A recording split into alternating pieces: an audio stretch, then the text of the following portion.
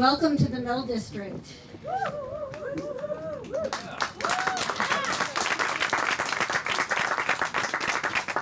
We've heard local demand for experiential retail and community connections, so we are building it. We're intentionally creating a platform for diverse local artists, and we're celebrating their stories. We fly the Pride flag, we host Hanukkah and Kwanzaa, and our Juneteenth celebration, Sunset Spectacular, I'm looking for Anika, featured Anika Lopes, couture milliner, in a mashup fashion show of Black, Indigenous, white local designers, and it evolved into a dance party that lasts all night. This is what our community feels like, and we have come so far. In 2010, when Charlie Baker was here, he got sawdust in his hair. And since then, we've closed that sawmill for economic reasons, and we doubled down on doing the right thing with our forests. We've won awards for work with fish and wildlife, keeping habitat intact and growing more habitat so birds can find places to stop overnight as they migrate south for the winter. On about 3% of our land, we're fighting climate change and raising municipal income streams with rural solar farms. And with the administration's support, we have permanently conserved over 5,500 acres of working forests. Thank you. Simultaneously, this all happened. 3 years ago, Governor Baker came to this site and broke ground, and our dreams are literally coming true. My brother Evan and I had a vision of our agro-industrial past becoming the foundation for experiential community, a throwback to our grandfather's time when people came together uptown to eat, visit with neighbors, shop, enjoy art and culture.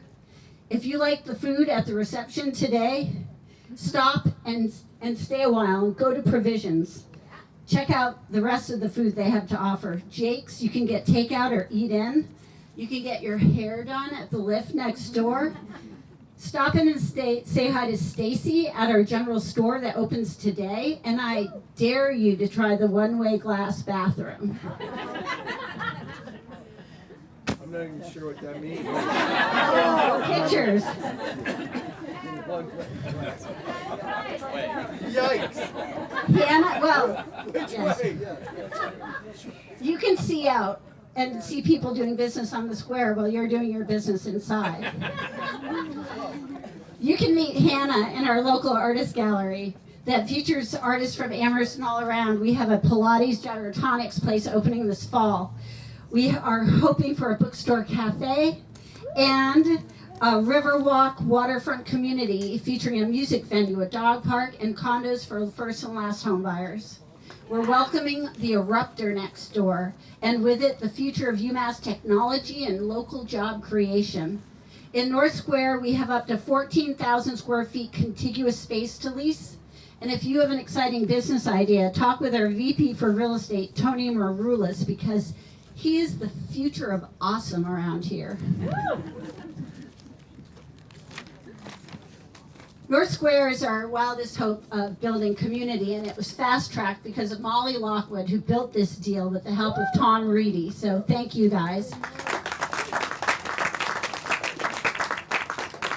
We are so grateful for the inclusivity, ingenuity, and bankability of Beacon Community Development, whose talented team designed and built North Square, and they gave us the first floor commercial space, along with hundreds of built-in customers above. And we've so valued Tim from Keith Construction, the communications team, Arthur and Manny on the ground every day. But when we consider our gratitude to Beacon, what sets this project apart from any other I've ever seen in decades living and building in this town is that this highly scrutinizing community finds this development to be something that people point to and are proud of. In the look back at the decade, Business West called North Square one of the most notable development trends in recent years. People in public meetings in Amherst make note of the desirability and success of North Square. And inside conversations, I overhear people welcoming some credit for having made this happen. We point at the incentives that were here and created for beneficial housing and development to get built with carrots and not sticks. We appreciate that the neighborhood was involved because your input made North Square better than it would have been without a critical eye. We are grateful that so many volunteers on so many boards and committees took an interest in doing something important here in North Amherst. And today, as our town considers zoning changes and hopes for the future, we are proud that people point at North Square, an example of success, of what there should be more of in our town. And Beacon and Amherst, there's no higher praise. And we thank you so much for investing in us. We thank all of you today for making North Square possible. It took everyone. Thank you.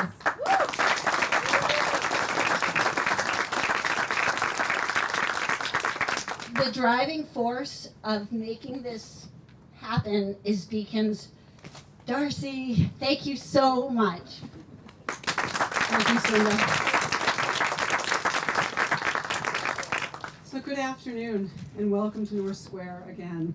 I'm Darcy Jameson, and on behalf of Beacon, as Cinda mentioned, I manage the development process and really help to implement the town's vision, the Coles vision, Beacon, our talented design team, and as Cinda said, the community to redevelop the site into 130 apartments and new commercial business opportunities.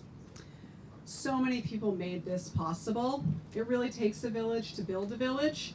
So to name a few, Beacon's leadership team, Beacon Concepts design team, our insurance, compliance, accounting, marketing, and IT departments, our finance team, and more. We'll get to the property management, leasing, and operations team in a bit. I'd also like to extend deep gratitude to April Agnabeni. She was just starting on the development team, now a veteran, and was my partner every step of the way on this project. So she's not here today, but thank you, April.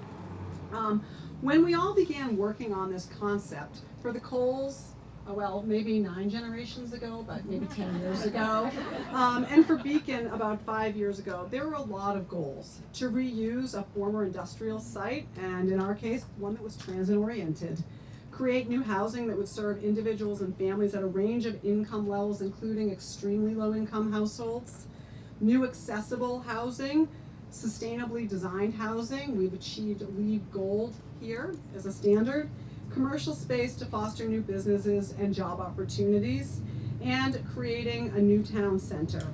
Molly Lockwood, then the head of development for the Coles, and I stood here many afternoons with the team talking about what this could be.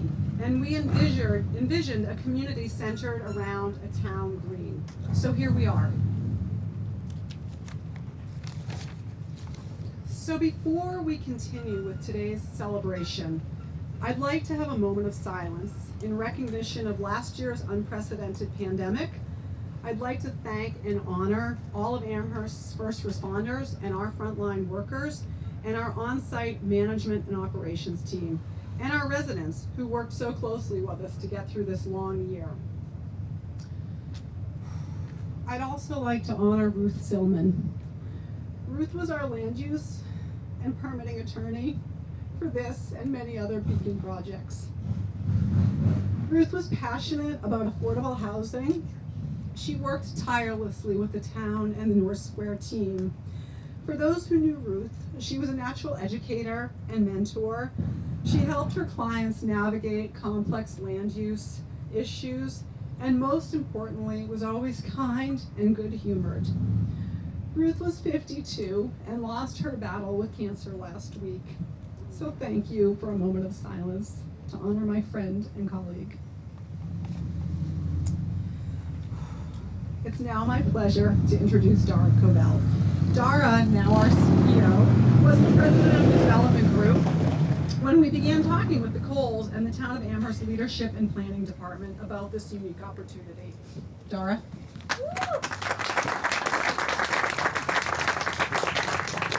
Good afternoon, everyone. So wonderful to be here. We are so proud to be here today as part of this exciting moment. So So we recognize that, first let me say that we recognize that this is just one of many affordable housing developments that the governor and his team, and maybe even some of you, are participating in, ribbon cutting, groundbreakings across the Commonwealth.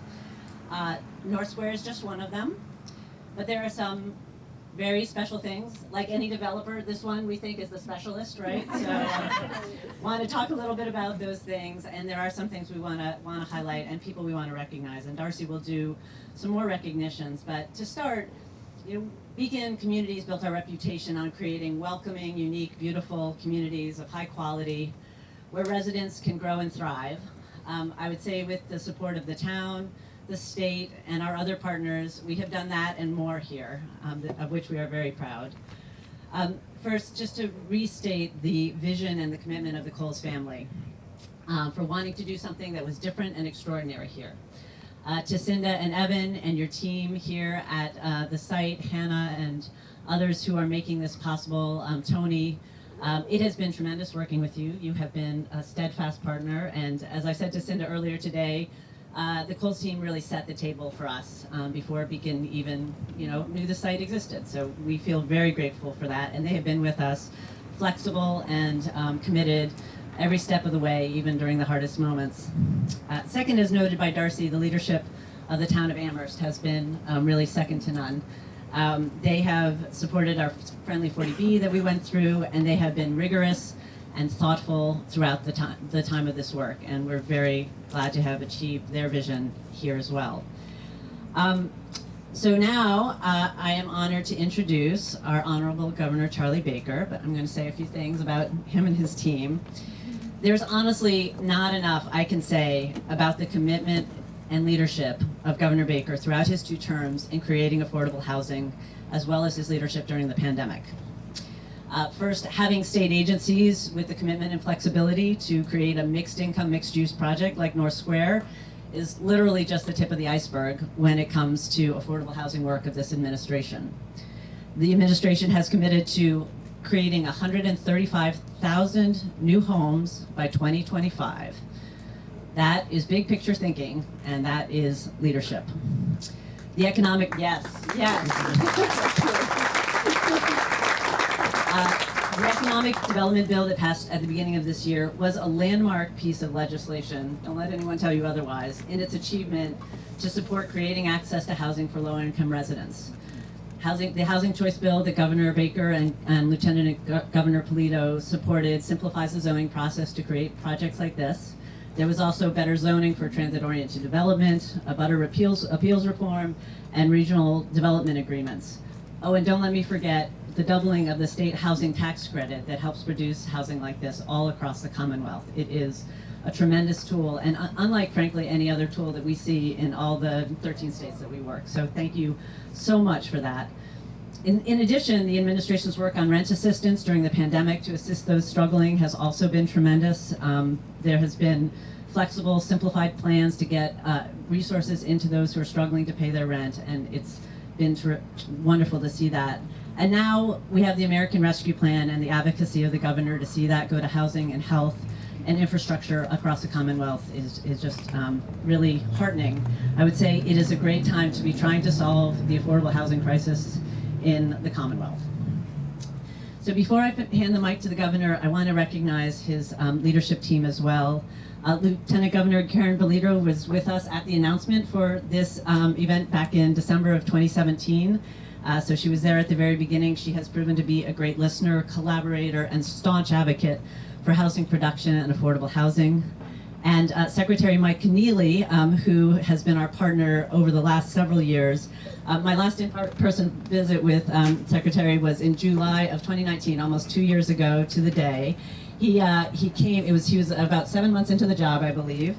He stopped by the Tierney Learning Center in South Boston at our project Old Colony, and he was generous with his time to learn about the redevelopment we were doing there of the 900 units with the Boston Housing Authority. That was no small thing because he was embarking on a 27 property tour across the Commonwealth, I think, in over 2 or 3 days that we heard a lot about. Was sounded like a fantastic experience. And he has also been key in tying up some loose ends on a project that we're working on in the Back Bay, 140 Clarendon, where we'll be creating 100 new units of housing for people who are currently living on the street. So we are very grateful to Mike and his team. So that is all to say, Governor, you have a great team. We are thrilled to be a part of your delivery system here in the Commonwealth, and please come to the stage.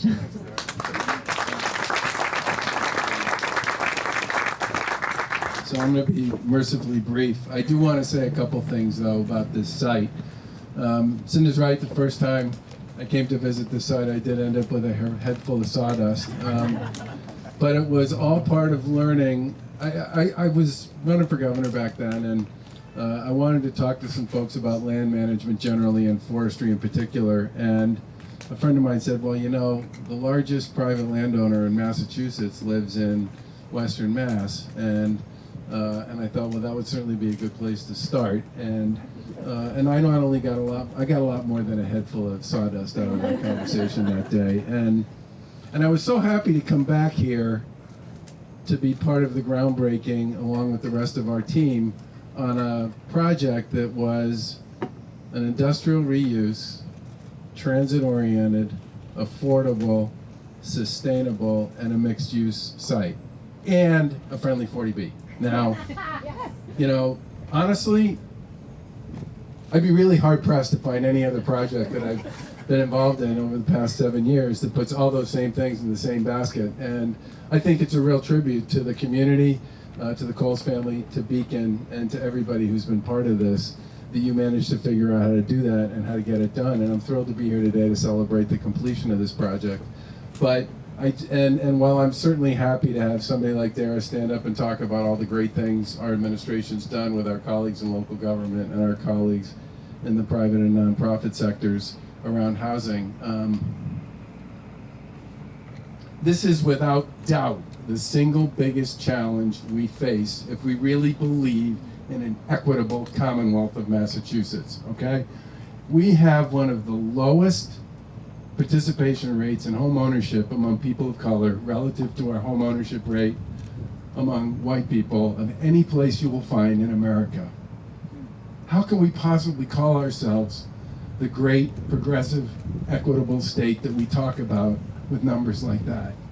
Now, one of the things we proposed to do with respect to the ARPA money was to put $1 billion into home ownership, affordable housing, rental housing, and development generally associated with the ARPA money to deal in communities that were most hard hit by the pandemic. If you had to pick the single biggest reason that so many people in those communities ended up with COVID, it started with the lack of affordable, available housing. So many of those folks were housing insecure to begin with, and the pandemic just amplified that for us all to see. Now, I don't know what the legislature will ultimately choose to do with that $5.3 billion. But honestly, if we don't put a big slug of that into helping people build a home and a life and possibility and opportunity and permanence as part of this, we will have missed one of the greatest opportunities we will ever have to right so many of the wrongs on housing policy that have taken place in this country over the course of the past 50 years.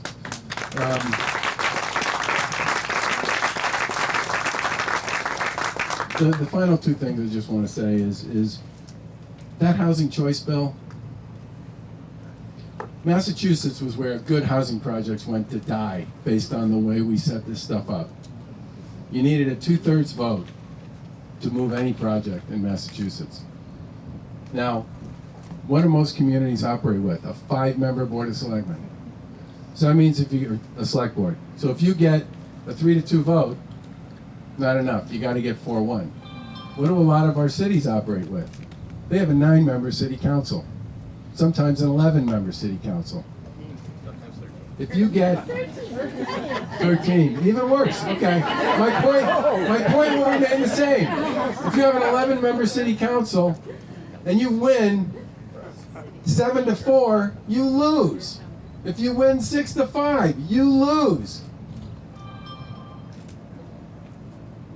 This is in many ways why this housing choice bill, which a lot of people have said is just technical, nerdy zoning reform. Yeah, it is. Technical, nerdy zoning reform, but it is an absolutely essential building block to anybody who wants to deal with the housing shortage and the housing crisis that we face here in the Commonwealth of Mass. And I'm so glad that the legislature included that in the economic development bill. And I know communities are already starting to take advantage of it, which I think is great. And the final thing I'll just say is I get such a kick out of the fact that this started as a trolley stop. And here we are, many years later, and we're talking about a transit-oriented development project with 3 different bus stops here, all this commercial development, a terrific housing program, and it's located in exactly the right place to connect different parts of Amherst to one another in a really positive way going forward. Congratulations to all of you. And with that, I will turn it over to Lieutenant Governor Frank Toledo, who has been literally our face and our point person in many cases to local communities on all kinds of issues, including this one.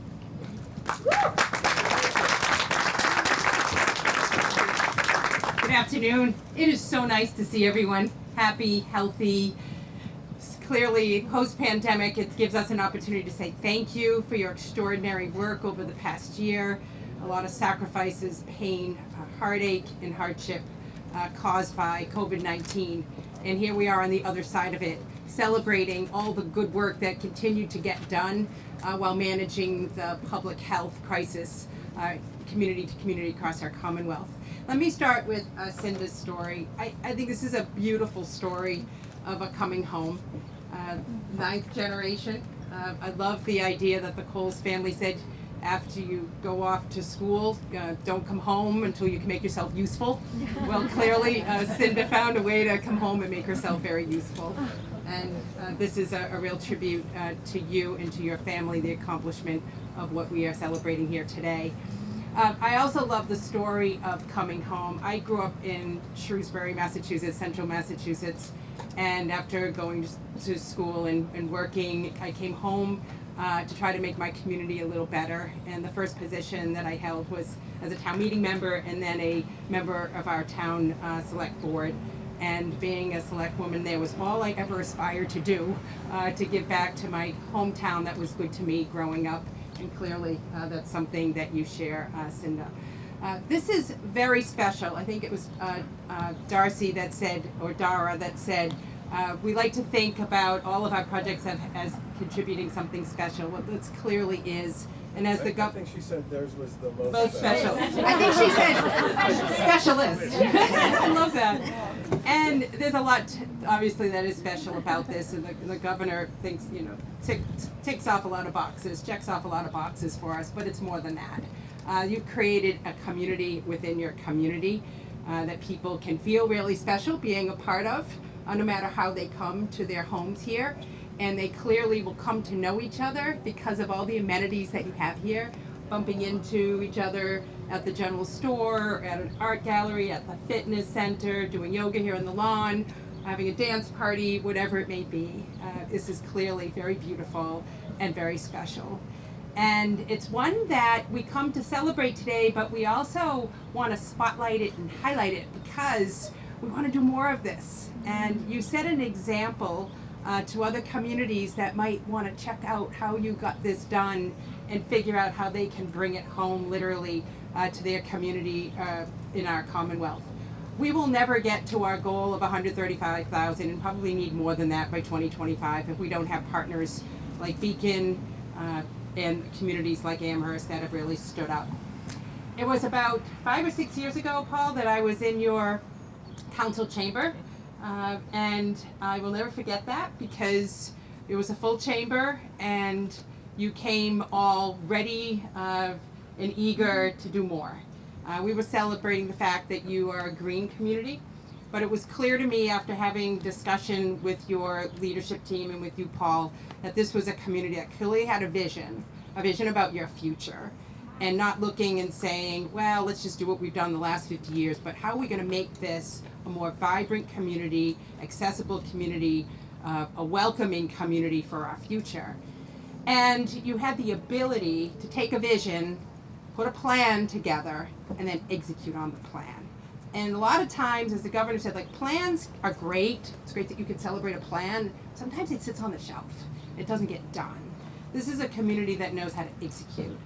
And the fact that they have their act together at City Hall, Town Hall, I think of you as like a city town, and because you kind of are, you attract big players like Beacon to want to do business with you because they know that they can work with you and they can get the job done. And so we need to do more of that clearly as well. And we want to thank this municipality for really stepping up. And compliments to you because you've taken advantage of, I think, of every government program, at least that our administration has put out there, from MassWorks to the Community Compact, clearly multiple times, to the recovery grants, the shared streets grants. I think your downtown looks a little different now, post-pandemic, in a really good way. So congratulations, being resourceful and getting the job done. We're really thrilled to be here to celebrate this very special milestone for this community and for our Commonwealth. Congratulations to all of you. And Mr. Housing Choice himself, I'm going to pass this over to Secretary Keneally because he clearly was the shoulder behind the Housing Choice effort in really getting that initiative embedded into the economic development bill that the governor was very proud and honored to sign. With that, Secretary Keneally. Well, thank you, Lieutenant Governor. It's great to be here with you all today. This is a great day for Amherst, a great day for Massachusetts. It's great to be back here. I was back in Amherst in March of this year, one of the first visits I made, getting back on the road after the pandemic.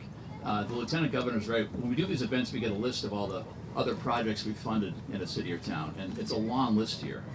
All of our housing development programs, community development, business assistance and recovery. So if you want to learn more about our programs, you can ask me or you can ask the folks here from Amherst, because they seem to know all of them about as well as we know them. So wonderful to be here. Great to see our friends in Beacon again. It has been a really long time since I saw you in person. Dara and Darcy, I remember on that tour of Old Colony, I think we talked about this project and how it was coming along. And it's a great day for Beacon as well. It's a wonderful project and great to see another fantastic Beacon development. I know we have more in the works, so more to come there. I want to acknowledge Nancy from Mass Housing Partnership and thank MHP for their great contributions to this project. $21 million of financing. MHP does so much for our state affordable housing around financing, technical assistance, data and research, helping cities and towns stand up emergency rental programs during the pandemic. So they are a wonderful partner, an important partner in this team sport we call affordable housing development in Massachusetts.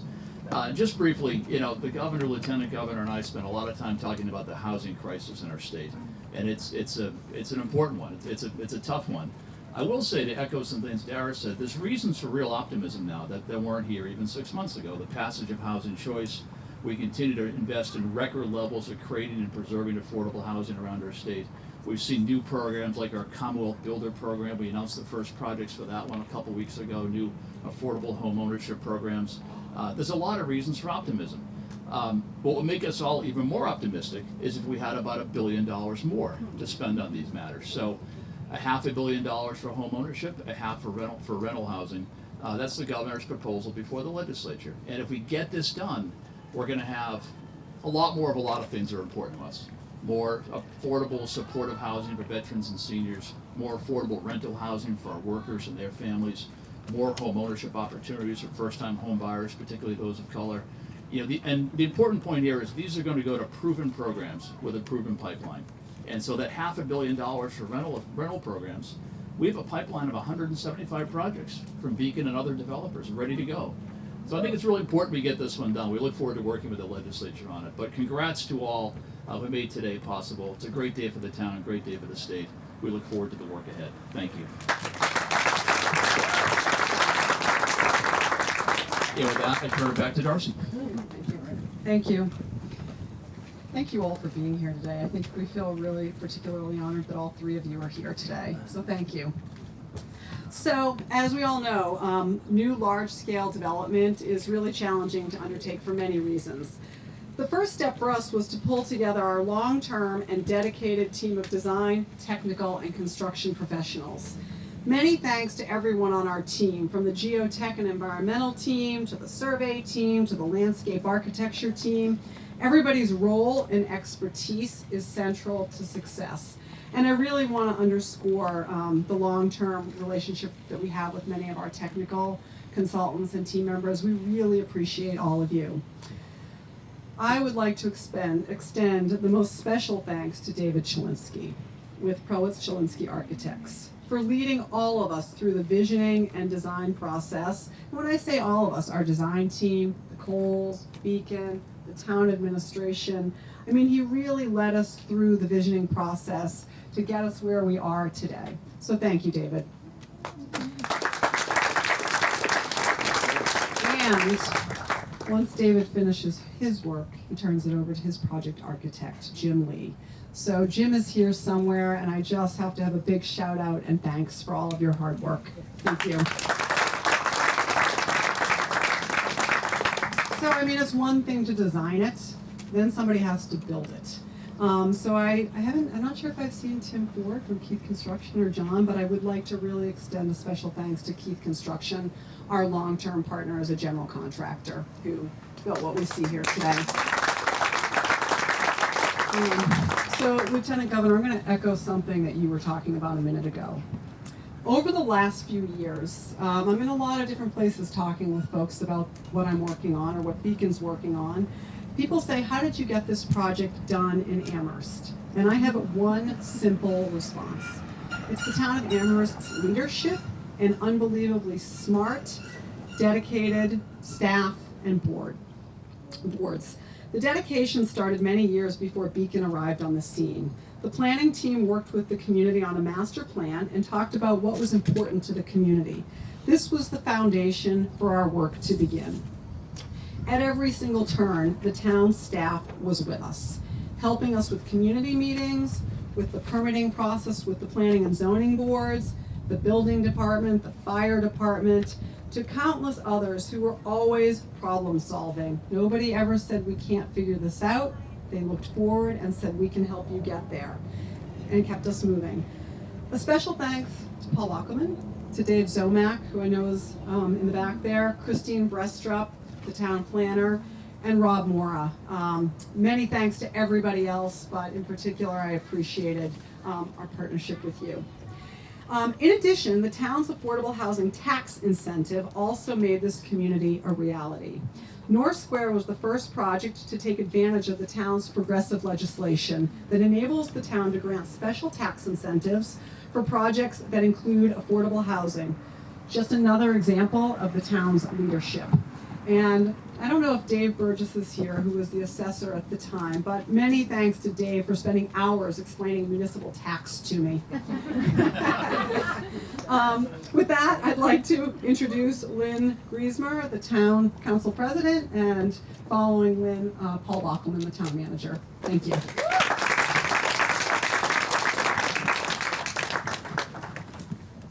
Good afternoon, and again, welcome to Amherst. Governor Baker and Lieutenant Governor Polito, it's nice to see you again, and welcome again back to Amherst. Thank you for your leadership throughout the past several years, and especially during the COVID pandemic.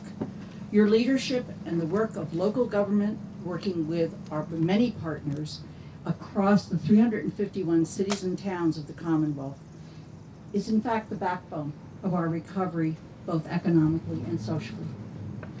I would like to recognize and ask the other town councilors that are here with us today.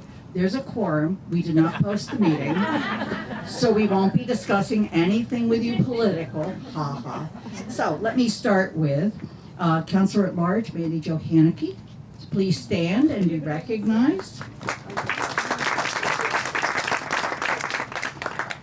District councilors, George Ryan, back here.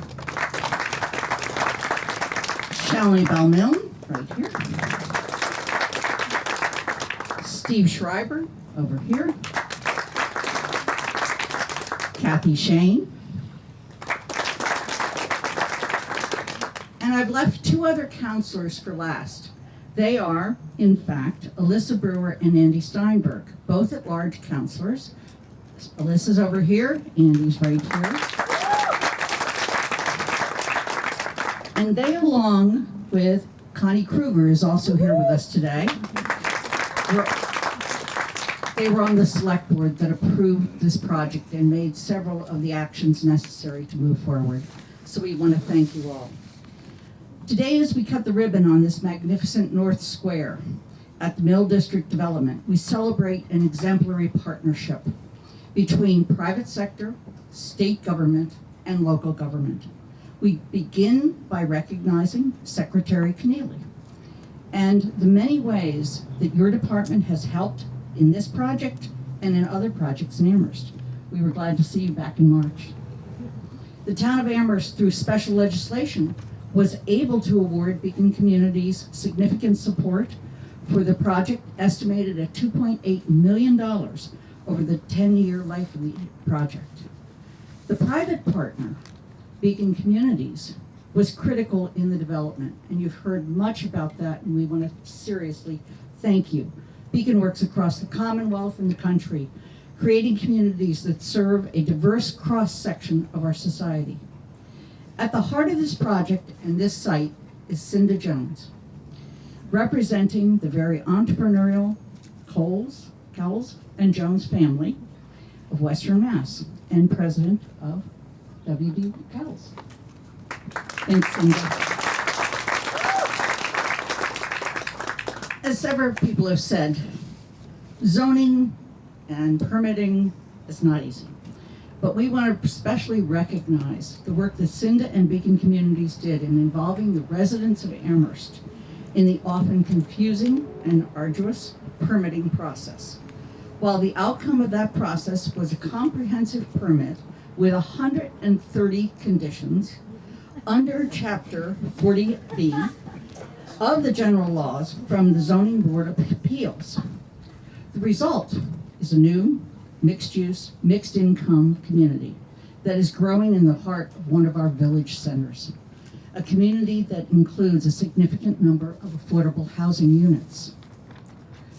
And with this development, the town of Amherst continues to demonstrate its serious commitment to affordable housing. I think we're at 13% plus. The purchase of two properties, that it now includes 132 Northampton Road, the purchase of two properties on Belchertown Road, and redesigning our East Street School as a site for affordable housing. We're also working on densifying our village centers to create new housing. The town council is working on zoning changes that will help, in fact, support this. And we actively are working to increase the supply of housing with special emphasis on affordable housing. Therefore, on behalf of the Amherst Town Council, we wish to thank all of our partners who have made this day happen. Thank you.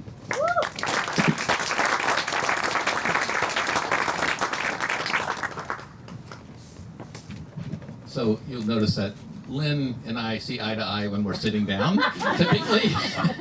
And the governor and I can see eye to eye standing up, which we always appreciate. The governor always sets a high bar. Like, I got out of the car and said, oh, he's got a suit on. Thank you, Governor, for your leadership. So we're always happy when you're here, especially if you're here to see a UMass football game or visit one of our projects. We're especially happy when you're here for a groundbreaking or ribbon cutting like today. These are signs of success, and appreciate you here recognizing these milestones. I can echo the council president's thanks for your leadership during COVID-19.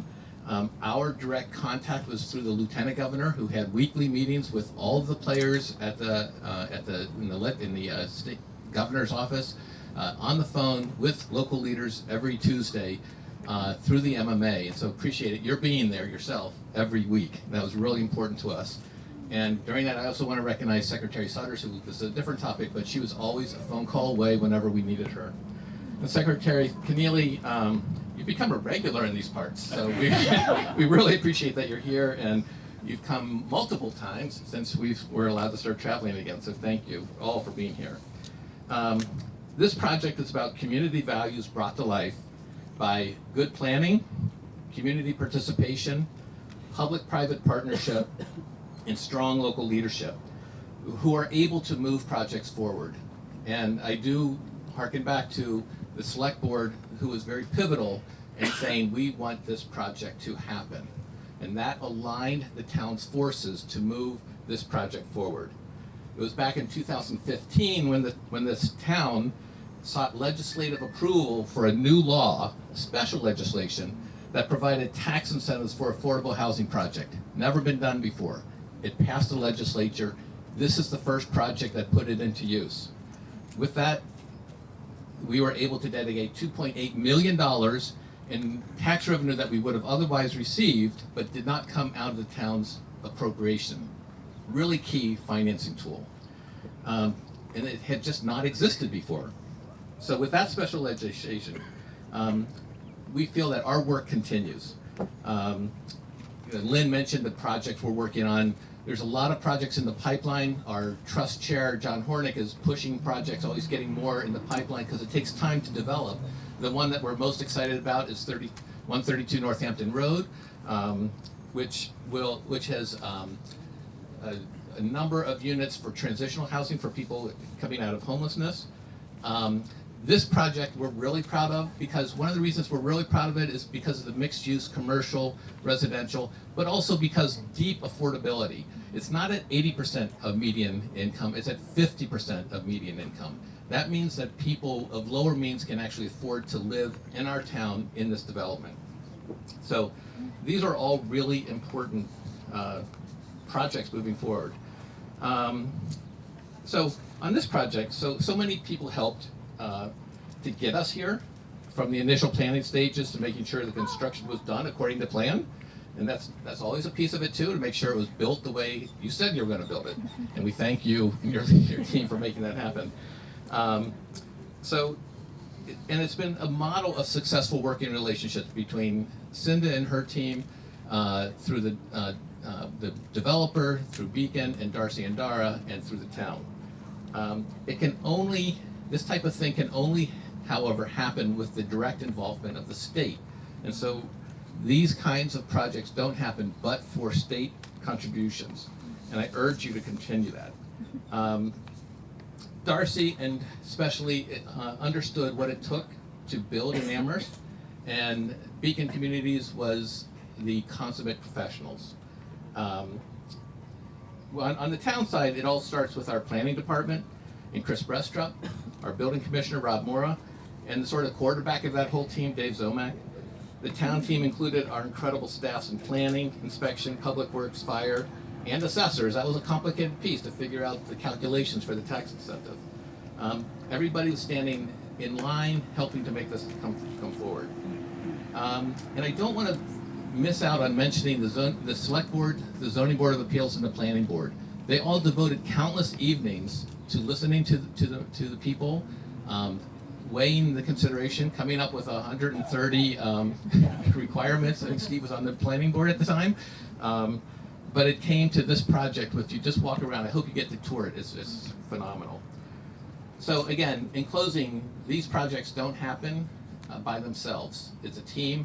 It's a community project that builds a vision, and it really, really involves the state commitment of funds to bridge that gap to make it an affordable project. So thank you all for taking the time to be here. Thank you. All right, we're gonna keep it moving. I know everybody's hot. So developments like North Square are made possible by a critical private and public partnership of funding. And I know that we've heard a little bit about that already today, but I would be remiss not to mention our financing partners. Really deep gratitude to the Department of Housing and Community Development for the federal and state low-income housing tax credit awards and other loan funds, Blue Hub Capital through their Capital Magnet Fund, U.S. Bank, who provided the construction financing and purchased the low-income housing tax credits awarded by DHCD, Wayfinders, who is administering the project-based vouchers that were awarded by DHCD. Those vouchers are critical for our ability to serve the extremely low-income individuals and families in the Commonwealth. So thank you for the ongoing support for the program, both at the federal and the state level. And our first mortgage lender, Mass Housing Partnership. We could not have done this without all of you. And a special thanks to all of our lenders and investors for sticking with us, because we finished construction and first move-ins just as the pandemic began. Everyone's response was, keep your residents safe and let us know what we can do to support you. And for that, we will be eternally grateful. With that, Nancy McCafferty from Mass Housing Partnership.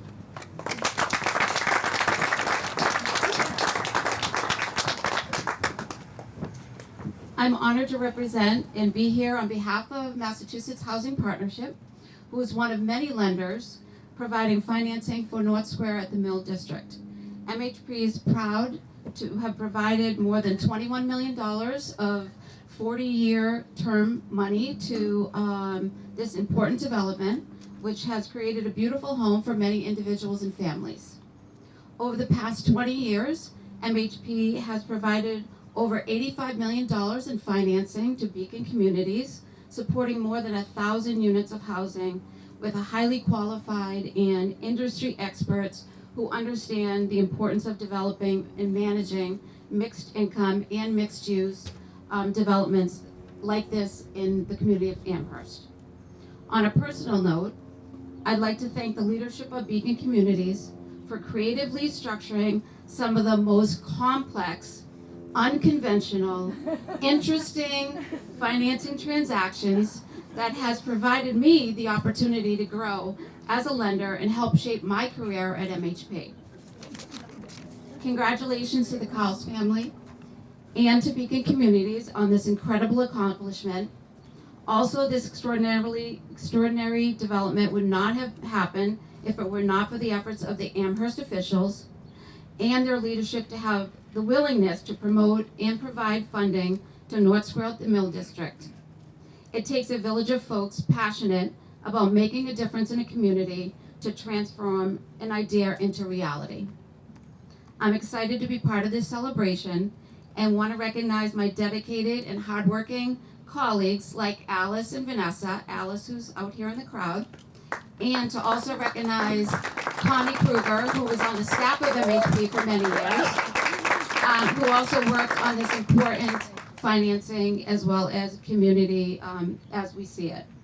We at MHP are thrilled to be part of North Square at the Mill District and look forward to expanding our relationship with Beacon Communities in the future. Thank you.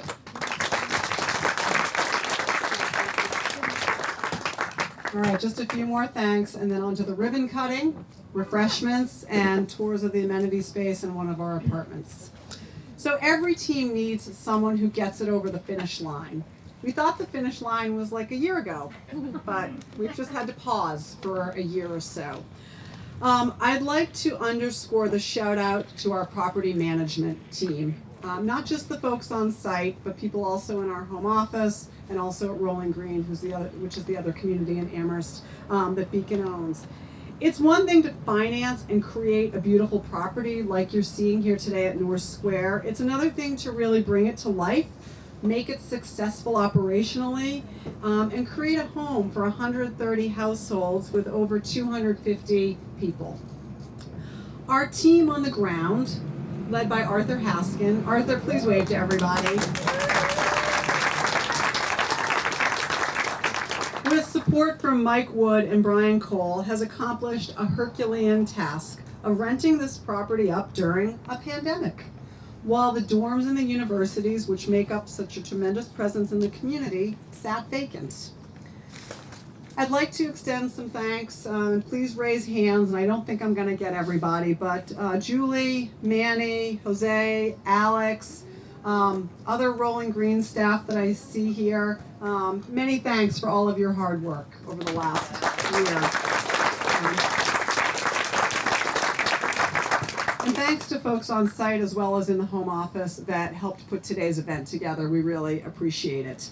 So as we see the occupancy of the commercial space grow, Cinda talked about the general store and the art gallery that have opened and a few other businesses that are coming. The vibrance of this community will continue to grow and really shine. So in closing, thank you all for being here today. We'd like to invite the Coles, the Beacon team, and elected officials to just where those orange cones are, right in front of the backdrop of North Square for the actual ribbon cutting event, and everyone's welcome to walk over and watch. We'll have refreshments back here afterwards, and then there'll be staff willing to greet you at the entrance of 85 Coles Road to take a walk through our amenity space and see an apartment. So thank you for coming.